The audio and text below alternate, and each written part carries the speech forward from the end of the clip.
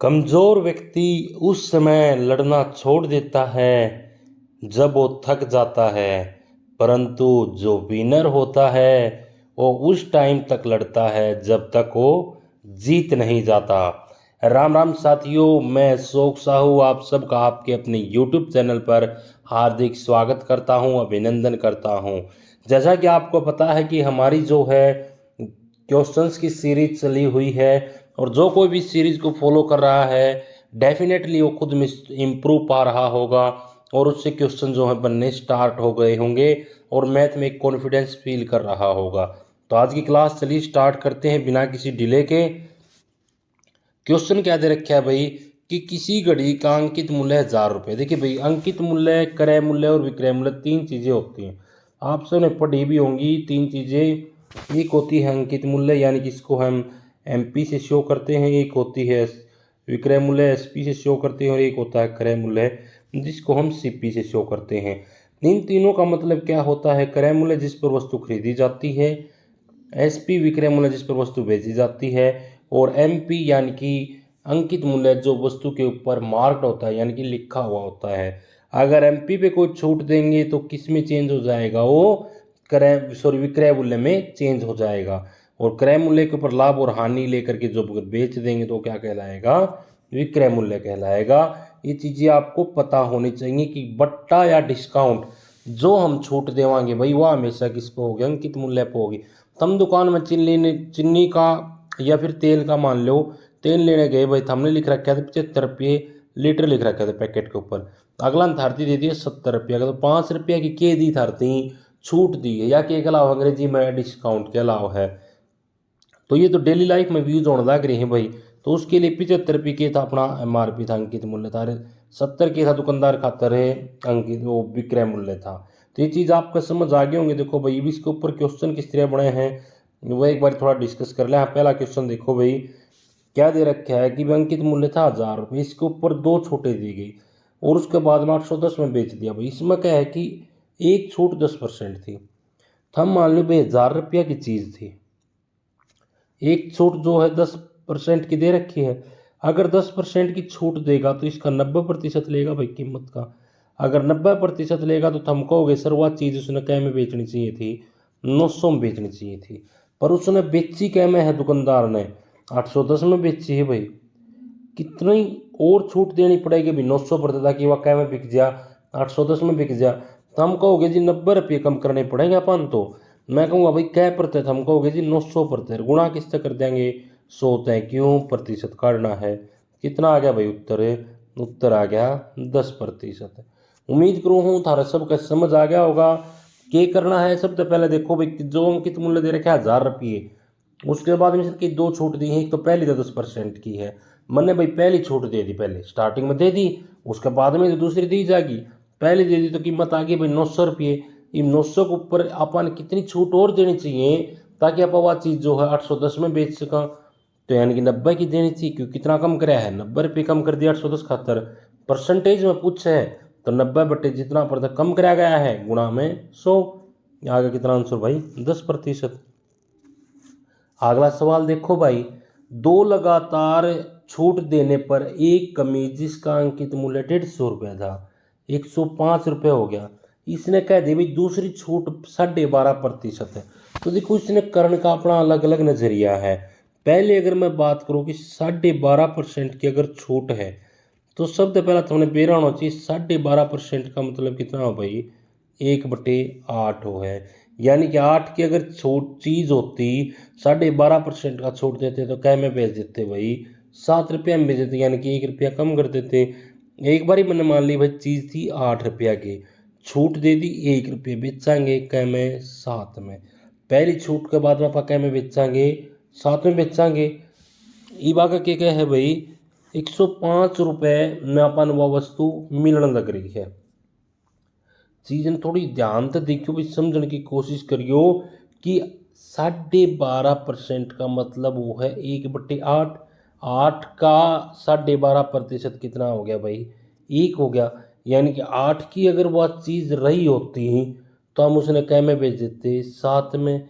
यो 8 किस टाइम की कीमत है उसकी? यानी कि उरे कोई वस्तु का प्राइस रहा होगा, उस पर तो छूट दी वह 8 में हुई, फिर 8 पर तो कुछ छूट दी, तब जाके वह कितना में हुई है, 7 में हुई है। क्योंकि दूसरा जो डिस्काउंट था वो दे रखा था कितना प्रतिशत है, 12.5% है। परंतु इसने तो वस्तु 7 में नहीं 105 में मिली है। तो कै गुणा करा है भाई इसका, 15 गुणा कहोगे तुम। तो यानी कि पहली छूट देने के बाद में 8 रुपये कीमत नहीं रही, यह कितनी रही होगी भाई, 120 रुपये रही होगी। अब अगर 8 की वैल्यू 120 है और यह कितनी दे रखी थी भाई, 150, यानी कि 150 पर तक कुछ छूट दी गई पहली, ताकि कीमत कितनी होगी, 120 रुपये होगी। हम कहोगे जी 150 पर तो 120 बनाने खातर 30% की 30 रुपये की छूट देनी पड़ेगी। कै पर तो देनी पड़ेगी भाई, 150 पर तो, और गुणा किस तो हो जाएगा, 100 तो हो जाएगा। अगर मैं इसने काटन पीटन की बात करूँ हूँ तो क्या आ जाएगा, 30 से काटा 5 आ गया भाई, 5 से काटा कितना आ गया, 20 आ गया। यानी कि आंसर कितना आ गया अपना, 20% आ गया भाई। एक बार फिर से रिपीट कर देता हूँ भाई कि आंसर क्वेश्चन क्या था कि दो छूटें दी गई हैं, एक पहली छूट दी गई है, एक दूसरी छूट दी गई है।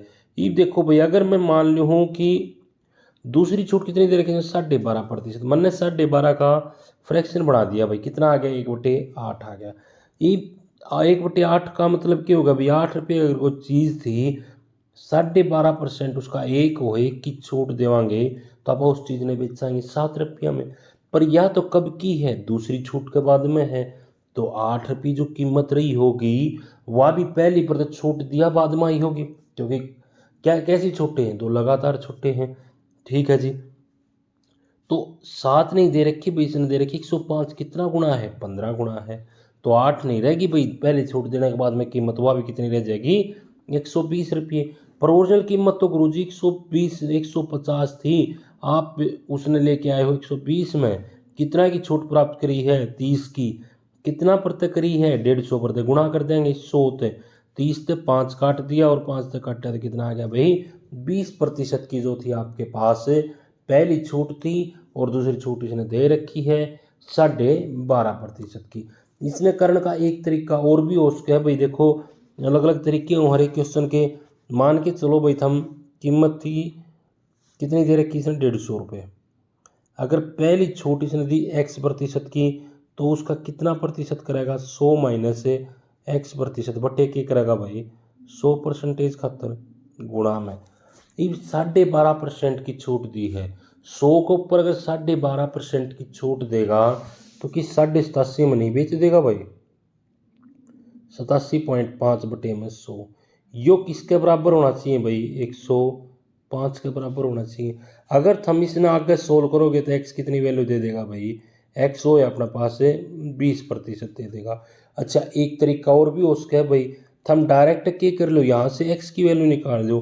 तीसरी चीज़ हम के कर सको भाई, 1.5 से दे रखा है, मैंने मान लिया जी डिस्काउंट के साथ में थी वैल्यू x की, x बटे 100 आ गई, गुणा में 12.5% का मतलब मैंने क्या बताया था भाई, 1/8, यानी कि कीमत कितनी रहेगी भाई, 7 रहेगी, क्या परते, 8 परते।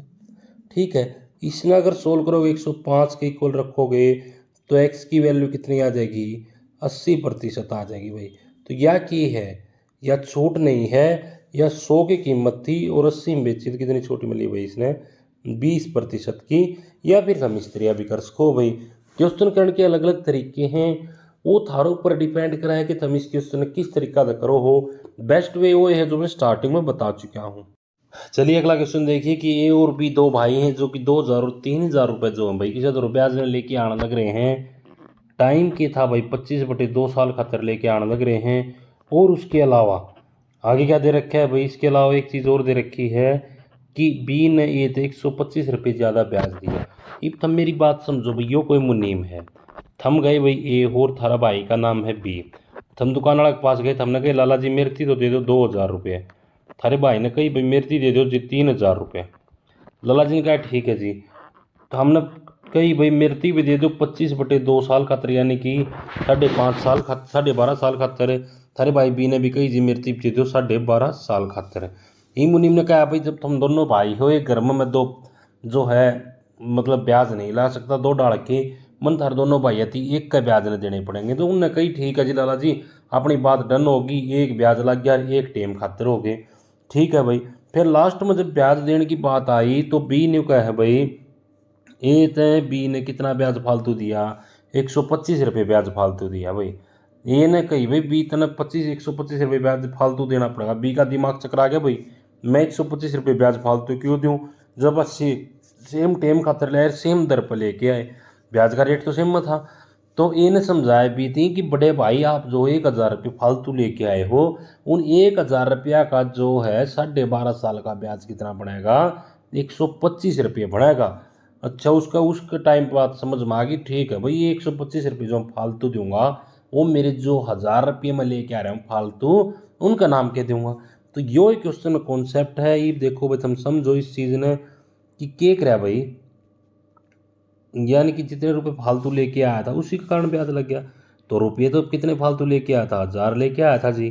टाइम के था वो 25/2 साल, और रेट कितनी हो भाई, आर बटे में क्या करते हैं भाई 100, बराबर है कितना आ गया 125 रुपये है जी। 200 पंजे कितना हो है 1,000 हो है, आर की वैल्यू कितनी आ गई 1%, यानी कि ऑप्शन नंबर कौन सा हो जाएगा, पहला ही क्या हो जाएगा भाई, इस क्वेश्चन का आंसर हो जाएगा। अगला सवाल देखो भाई, किसी समकोण त्रिभुज की समकोण बनाने वाली भुजाएं, यानी कि समकोण त्रिभुज का हमने बेरा होगा भाई कौन सी हो समकोण त्रिभुज, या कोई अपने पास समकोण त्रिभुज दे रखी है भाई, जैसे अपने पास कोई भी समकोण त्रिभुज दे रखी है, ये वाले ले लो भाई, ये कोई भी समकोण त्रिभुज है जिसमें समकोण बनाने वाली भुजा या 3 है या 4 है। तो पाइथागोरस प्रमेय या फिर ट्रिपलेट सारे याद हैं, तो हमने इस चीज़ का बेरा हो गया 3 है या 4 है, कितनी आ जाएगी 5 आ जाएगी भैया। कौन सी त्रिभुज है, समकोण जो कोण का हो जाएगा 90 का। एक पूछा कि है अंतःवर्त की त्रिज्या क्या होगी। देखो भाई कोई भी समकोण त्रिभुज दे रखा हो उसकी अंतःवर्त की त्रिज्या काटने खातर अपने पास 2 टाइप तक फॉर्मूले याद कराए जा भाई, थार जोन सा याद हो वो लगा दियो, मैं दोनों हमने बता भी दियो हूँ। पहला फॉर्मूला तो याद कराया जा भाई S-H, जड़ा एस के हो है सेमी पेरीमीटर हो है, या फिर मैं इसने लिखना चाहूँ कि एस आपा किसने कहा, हाँ एस होया करे भाई, ए अगर भुजा है बी भुजा है और सी, यानी कि अगर एच को मैं मान लूँ पी बी और एच बी लिख सकूँ भाई, इसने बटे में क्या करना आया करे भाई 2 आया करे, यो क्या आया करे, यो अपना पास आया करे सेमी पेरीमीटर, यानी कि perpendicular plus base plus hypotenuse बटे में 2, और माइनस में क्या करना है भाई हाइपोटेन्यूज करना। एक तो फॉर्मूला ये होया करे, दूसरा फॉर्मूला क्या हो भाई P प्लस बी और माइनस के कर दोगे भाई H कर दोगे, बाकी से दे दोगे 2। तो इससे चीज़ तो ये चीज़ बनी है, ये दोनों चीज़ आप बसरी में एक दूसरा से रिलेट करने लग रही हैं। अगर खोल के लिखोगे तो थारा समझ में भी आ जाएगा, यानी परपेंडिकुलर नर बेस ने जोड़ दो और जो कर्ण दे रखा है उसने घटा दो और उसका के कर दो आधा कर दो, क्या आ जाएगी भाई थार दो रहे अंतःवर्त की त्रिज्या। अंतःवर्त की त्रिज्या तो मेरा मतलब क्या हो भाई, इसमें अगर कोई अंदर वर्त बनावा जो कि इसकी तीनों भुजाएं टच करती हो, उस टाइम पे इस वर्त की जो त्रिज्या होगी वह की होगी या पूछिए भाई। तो फॉर्मूला थारती दोनों बता दिए हैं, यही हमने क्या करना भाई फॉर्मूला लगा देना है सिंपली। देखो भाई एक भुजा थी 3, यानी कि परपेंडिकुलर कितना दे रखा है थार 3, छोटी ट्रायंगल बना दें, यो 3 था यो 4 था यो 5 था। मैंने बताया भाई P plus B minus H बटे 2 कर दो भाई, परपेंडिकुलर ने पीछे जोड़ दो 7 आ गया जी, कर्ण घटा दो घटा दिया जी, बटे के कर दो 2 कर दो जी, आंसर क्या आ गया 1, 1 क्या आ गया भाई ऑप्शन नंबर बी, या क्या आ गई अंतःवर्त की त्रिज्या, यानी कि इसके अंदर जो वर्त बनाया जाएगा उसकी त्रिज्या क्या होगी भाई 1 सेंटीमीटर होगी।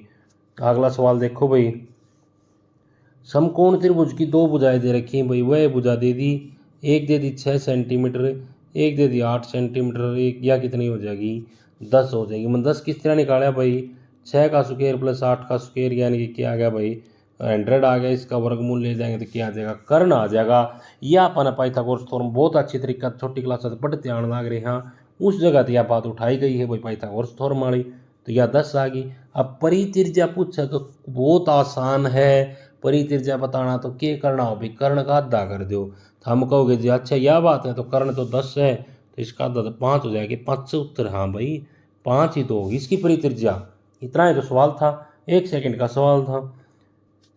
तो भी आज की क्लास में अपना इतना ही रहेगा। उम्मीद करा थारे सारे भैया का समझ में आ गया होगा। अगर क्वेश्चन अच्छी तरीका से थारे समझ में आने लग रहे हैं तो अपने यारे प्यारे दोस्त मित्र के साथ भाई अपना जो है चैनल ने शेयर कर दियो, वीडियो ने लाइक कर दियो, नीचे कमेंट करके बता दियो। अगर कोई कमी विसी रह जा तो नीचे भाई अपना व्हाट्सएप ग्रुप का लिंक दे रखा है और इंस्टाग्राम का जो है लिंक दे रखा है, उन पर जाके आप मेरे से पूछ सको हो या फिर कमेंट बॉक्स में पूछ सको हो। अपनी वीडियो अच्छी लगी हो तो भाई सारे भाई कमेंट जरूर करियो। थारे सारे भैया का वीडियो देखने खातर धन्यवाद।